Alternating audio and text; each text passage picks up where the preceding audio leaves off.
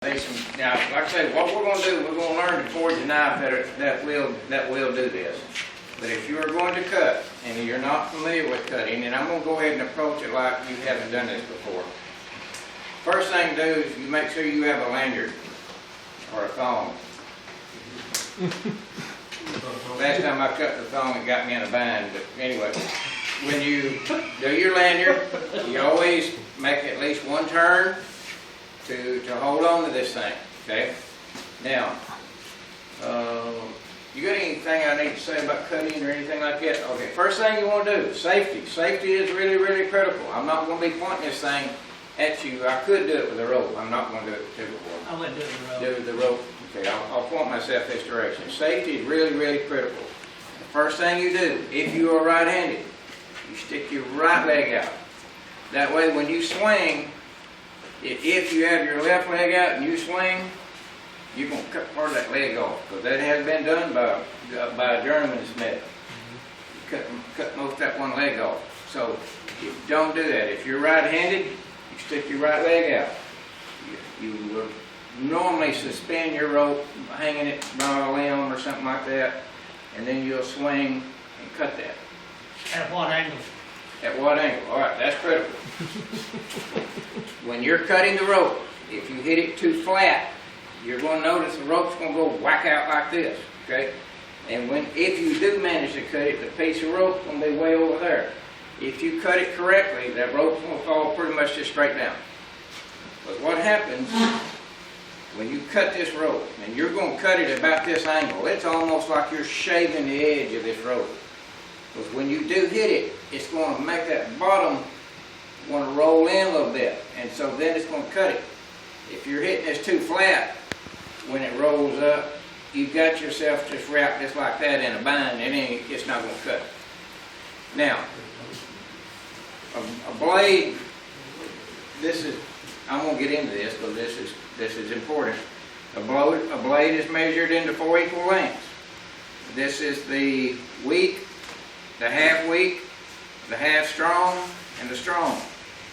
The point of percussion, let's see, weak, half weak, it's normally just a tad into the half strong, but in the half weak section. If you want to take something like a piece of rope or a limb, if you're going to cut the board, you're going to need to go just a little bit back, stay into the half strong section right here. Now, and the reason is I hired at the Invitational Knife Show that's at my house every year, JR and I does, I hired two guys, in a Southern and a Yankee on horseback, fighting with swords so that the guys could see how swords were actually used back then. We paid a little extra in the South one. Okay, so what you do when you cut this rope, one of the things that most people do, and I'm not saying I can cut the rope, I may not can. One of the things that you want to do with this is you look at the rope, but don't look at it. You look about 3 inches on this side of it. All right, because if you're looking at that rope, you normally stop at that rope. So stop about 3 inches over here to the side. Now all I'm doing right here is I'm just making sure my edge is sharp enough. If you do this at home, do it very slowly.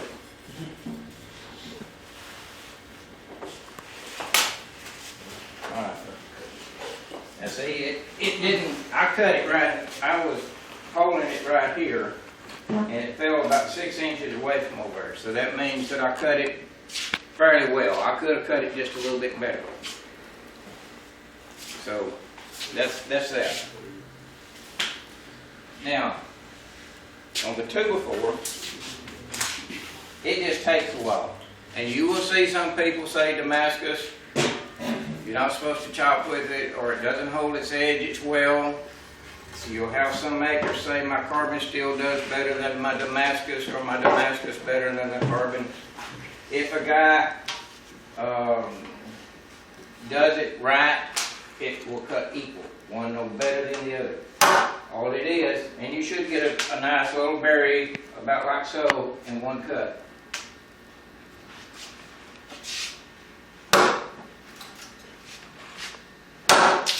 And I see I missed that one. I should have had the top of it right there.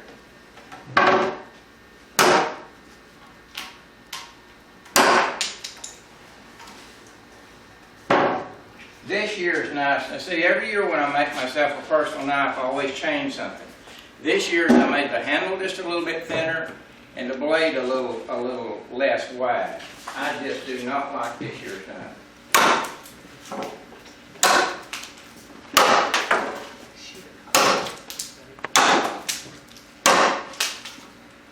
I much prefer. So that took too long. That took this almost twice as long as what it should have. Last year's knife never took over 7 hits for a 2x4. Alright, I got a little soft on that. Alright? Thank you, sir. Now, those knots, whatever, it ought to do just fine. Now, the ABS requires that you chop 2 2x4s and cut that 1-inch rope 6 inches less than the bottom in order to do your physical portion, and then bend 90 degrees, of course, for your physical portion of your ABS cutting test. It's up to you to decide, do you want to cut minimum, or do you want to learn to see how much you can cut with your knives? The boys in Brazil, what they do is they do a minimum of 10 2x4s when they go for their stems. And it's 10 2x4s and 14 ropes. Not one at a time, but 14 different 1-inch ropes. And then it still must shave after that. So you have to decide how many 2x4s can you cut. Have any of you guys out there really got out there just to see?